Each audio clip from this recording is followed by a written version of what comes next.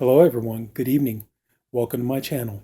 I am the Night Walker, and tonight I want to discuss the 1989 slasher movie The Intruder, written and directed by Scott Spiegel, who all of us horror fans know him as the man who co-wrote Evil Dead 2 with Sam Raimi, and he directed the From Dusk Till Dawn Part 2 and Hostel Part 3. He has a very long-standing relationship with Sam Raimi, and it's proven by this movie because Sam Raimi, as well as his brother Ted Raimi, appear in the film. Bruce Campbell, who we all know from the Evil Dead movies, makes a cameo appearance in this movie. Danny Hicks, who made his debut in Evil Dead 2 and has gone on since to work with Sam Raimi in movies and television and things like that. He's in this movie. This movie was, for the special effects, this movie was the creation of, what is now no longer known as, but it was K&B, which is the collaboration of Robert Kurtzman, Greg Nicotero, and Howard Berger. They had worked under various effects supervisors over the years, and then they decided that they wanted to create their own special effects company, and they needed a movie that they could work on that could showcase their abilities, and this movie was what they needed. So, it took a little bit of work, but they were able to get Scott Spiegel to give them the job, and ultimately the effects are fabulous in this movie. I will say, though, that there is one tiny little problem with this movie being in pristine 1080p high definition. If you watch this movie, some of the kills are pretty inventive, and some of the special effects look really good, but you're going to see a couple of instances where one or two little things don't seem to hold up as well as they did back then. So kind of like the 1080p doesn't exactly help this movie 100%, but still it's nice to have it that way. The story is pretty basic. It's not your typical, teenagers go someplace, start doing naughty things that they shouldn't. The story takes place at Walnut, Lake Market, and it's coming up on the night shift, and the store is closing for the evening, and you got the nighttime stalkers, and putting stuff on the shelves. You have Sam Raimi's playing the Randy the Butcher. He's cutting meat, getting stock in the freezers, things like that. Ted Raimi is playing Joe, who's the produce guy, and you got these other assorted characters. You got Bill, who's played by Danny Hicks. We all know as Jake from Evil Dead 2. We know him as the guy. He's bunch of mumbo jumbo bullshit. These pages don't mean squat. So, quick note too. This movie is produced. It was the first producing credit to Lawrence Bender. Lawrence Bender would then go on to produce a lot of movies with Quentin Tarantino. Like Pulp Fiction, Reservoir Dogs, Jackie Brown, things like that. And even Lawrence Bender even makes a cameo appearance at the end of the movie. And as a matter of fact, the lead actress in this movie, does it say her name? Elizabeth Cox. Yes, it does. Elizabeth Cox, she was actually his girlfriend at the time, and she asked to audition for the movie, and she did. And, there was no, as far as I know, there was no pressure on Spiegel to cast her, because Bender being the producer, he just saw her and thought she was the right one for the part, and she got the role. So, but anyway, though, so yeah, the night shift is coming on, and of course, Scott Spiegel being in the same league with like Sam Raimi and stuff, there has to be a Three Stooges reference in here. So, which of course there is one.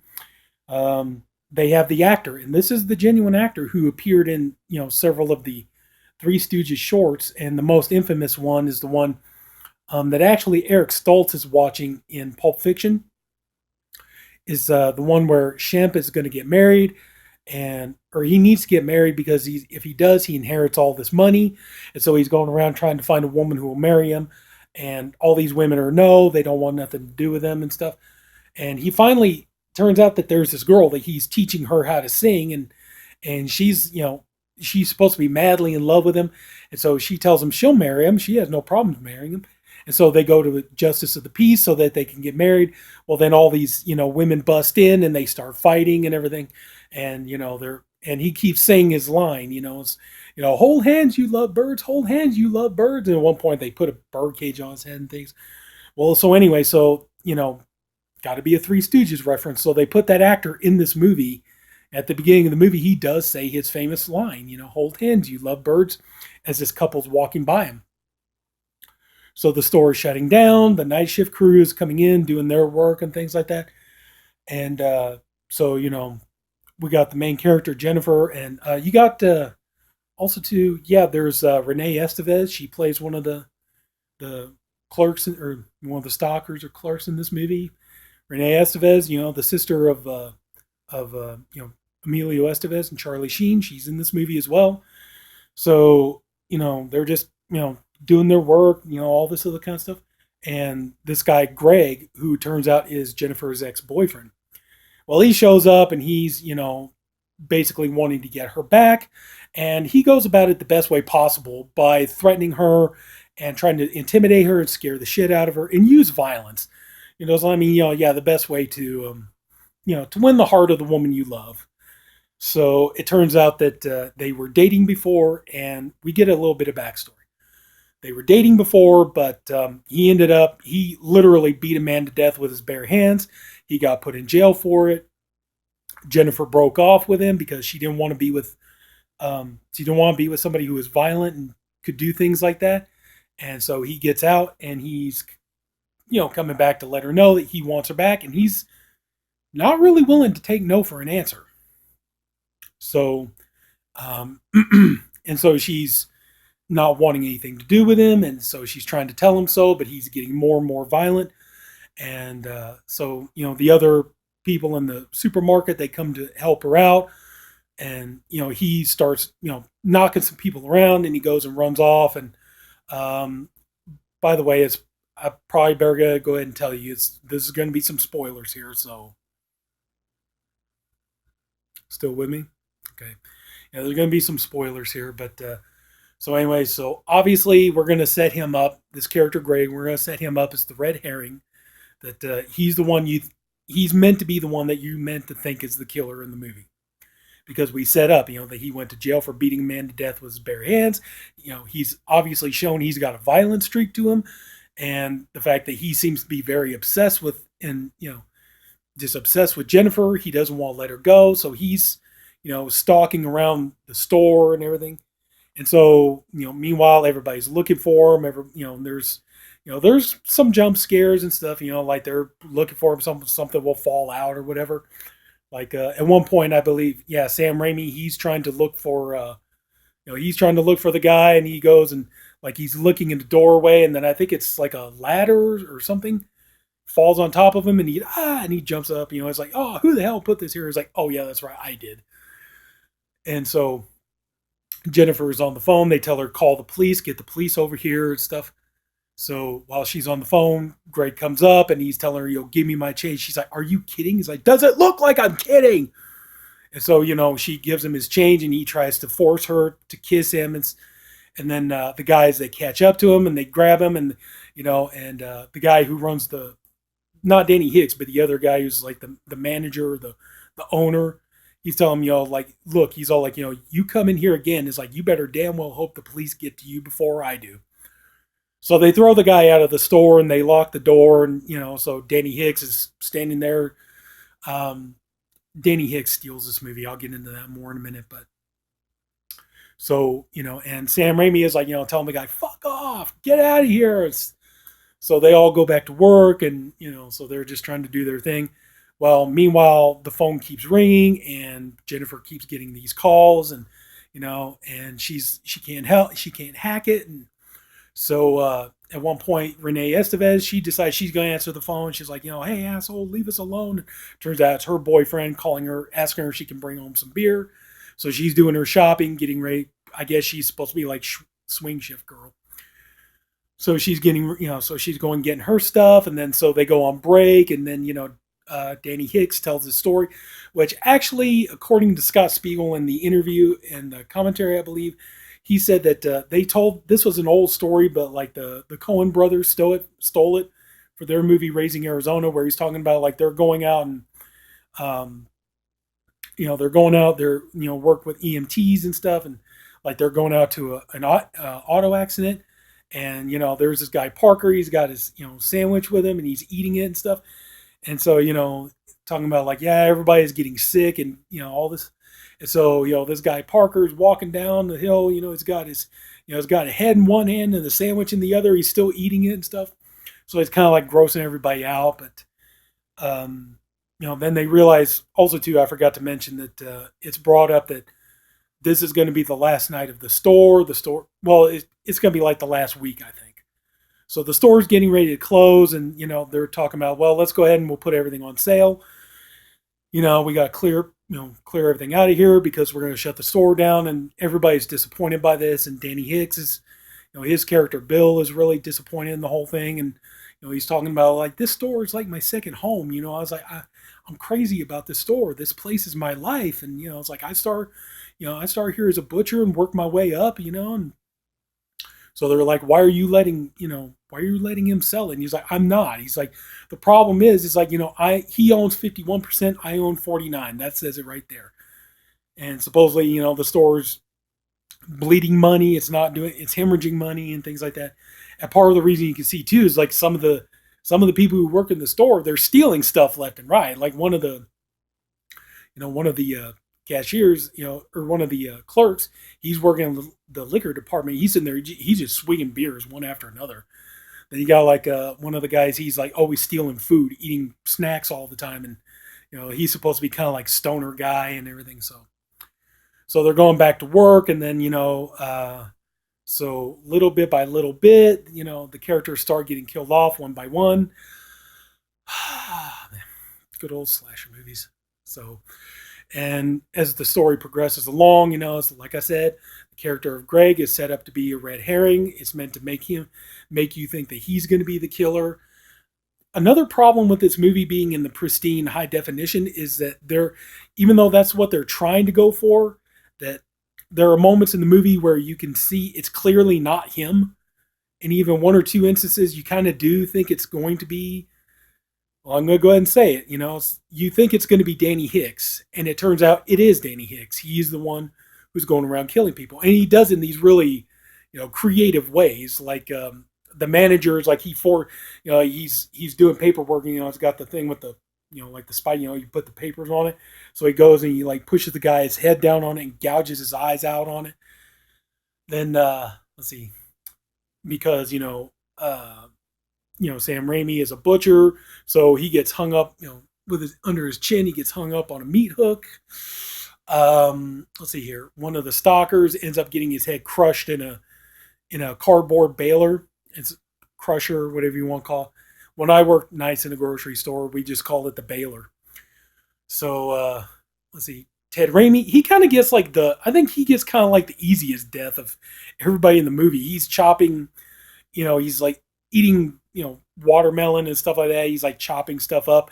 Then the knife comes out, hits him right in the back of the head, and he's done for. So let's see. One guy, the most infamous scene, which you can see right there, it's displayed here on the cover. He's in the meat department, and he gets drugged by the killer, and basically gets his head split in two on the bandsaw, and it's literally the most gruesome scene in the movie, but there are a couple of seconds of it. It's like, obviously you couldn't really do that with the guy's real head, but there are a couple of instant little shots there. You could see it's a fake head. So anyway, though, but yeah, some of the kills are pretty inventive here, and KMB do a lot of really good special effects work, and it turns out Jennifer is the only one left. And so, of course, typical slasher movie fashion, she goes along, she starts, finding all the bodies, and she's trying to get out, and she runs into Greg. Turns out he's in the store, and so, she takes him down, and she thinks that, he's the killer. Of course, we find out that he's not.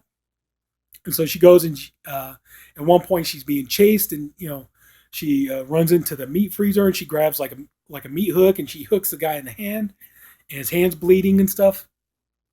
So she's trying to get away. Then she runs into Bill, Danny Hicks's character, and he tells her that it's okay. They're going to call the police and stuff.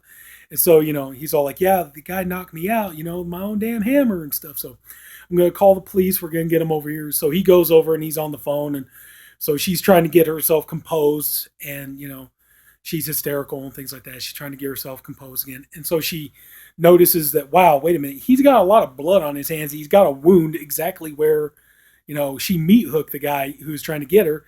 And so we realize that he is the killer and that, Danny Hicks gives an amazing performance. I mean, he just, one could argue that it's an over top performance, but I don't feel that it is. I mean, it's a little bit, but I've seen way, way more over the top performances.